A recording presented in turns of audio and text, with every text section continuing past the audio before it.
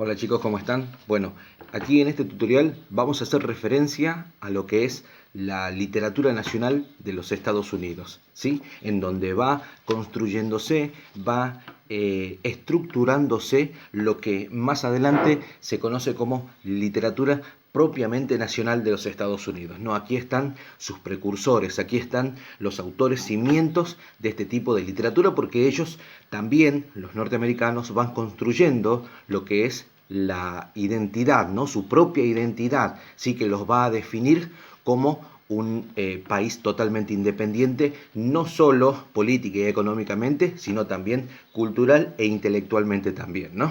Bueno, tenemos que ubicarnos en lo que es el año 1870, ¿no? En donde la literatura de los Estados Unidos triunfaba, ¿sí? Lo que es la tendencia nacionalista, con una fuerte influencia del realismo europeo, ¿no? Así como en Sudamérica el romanticismo hizo su desembarco, en Estados Unidos es el realismo, ¿no? Es el realismo el que ha desembarcado y el que ha de alguna manera, por una línea, por un momento de tiempo, ha emancipado lo que es la literatura de esa zona, ¿no?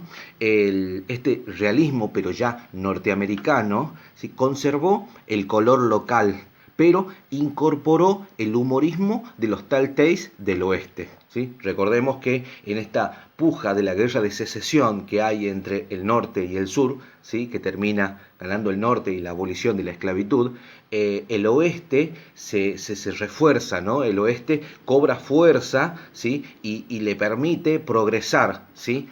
El humor de los Telltales, ¿sí? Se convirtió en el rasgo más destacado de la literatura nacional, y las letras alcanzaron su independencia con el autor más reconocido, que es el padre de la literatura norteamericana, que es Mark Twain, que supo reunir en sus obras las características del realismo con el humor del oeste, ¿sí? Logra nuclear, ¿sí? Logra mezclar lo que es esos condimentos, esos aditamentos, para hacer una literatura propiamente norteamericana, ¿no? Otros escritores que aparecen también representativos de esta época, lo tenemos a Ambrose Bierce, ¿sí? Ambrose Bierce, que tiene dentro de sus textos literarios una literatura agria, ¿no? Un humor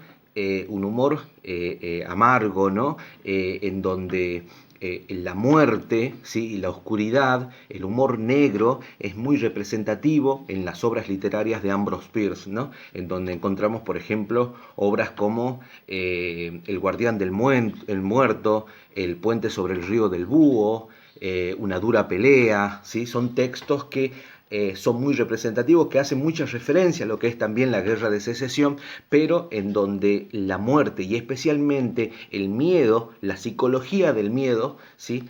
Se encuentra muy a flor de piel en los textos literarios de Ambrose Bierce, ¿no? Que este escritor buscó una variante más ácida, por eso es un humor negro, un humor ácido, ¿sí? De lo que es la comicidad, en su célebre libro, por ejemplo, El diccionario del diablo, ¿no? En el diccionario del diablo, que es como un glosario, utiliza ese tipo de humor ácido, ¿no? Donde hace referencia a distintas actividades o distintos elementos que le da un significado con un humor con doble sentido. Desde lo que es el naturalismo, tenemos a Stephen Crane, ¿sí? Con la roja insignia del valor, ¿sí? Que en sus obras aparecen el miedo, la guerra, la crueldad, la muerte, tratados de un modo tan personal que contribuyó a la ruptura de la literatura estadounidense con la tradición europea, ¿sí? En donde hace una bisagra, ¿no? Una vuelta de página, ¿sí? Un empezar de nuevo, pero de una manera distinta. El camino trazado por el realismo fue tan profundo que no hubo movimientos decadentistas como en Europa, ¿sí? Quizás esto se deba a que el país se había convertido económicamente y socialmente en una potencia de primer nivel. Había poco lugar en ese tiempo para la decepción. lo primordial, ¿sí? Y lo más importante en este periodo de tiempo era el progreso, ¿sí? La industrialización, ¿sí? Y convertirse en una de las potencias y de los países primermundistas, ¿sí? Como ya se explicó, ¿sí? Tanto al inicio de este tutorial como en tutoriales anteriores, el humor se convirtió en un rasgo totalmente distintivo, ¿sí? Totalmente distintivo en la literatura norteamericana.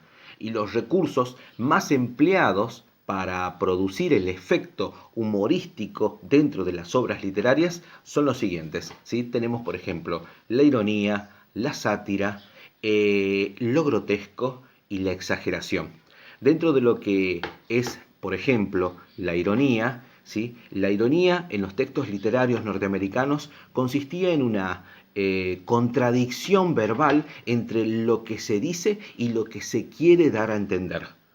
Mientras que la sátira puede representarse en forma de burla dentro de la obra literaria, como también se puede representar como medio de parodia o caricatura.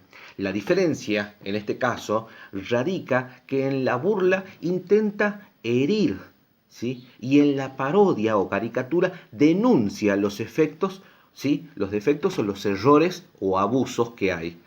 Después tenemos también lo grotesco, ¿sí? Con respecto a lo grotesco, es dentro de las obras, es la risa compulsiva que provoca un personaje por su debilidad o por su desgracia. Y finalmente, la exageración, que consiste en deformar las cosas, ¿sí? Aumentando, ¿sí? La proporción que tiene en realidad, ¿no? ¿Sí?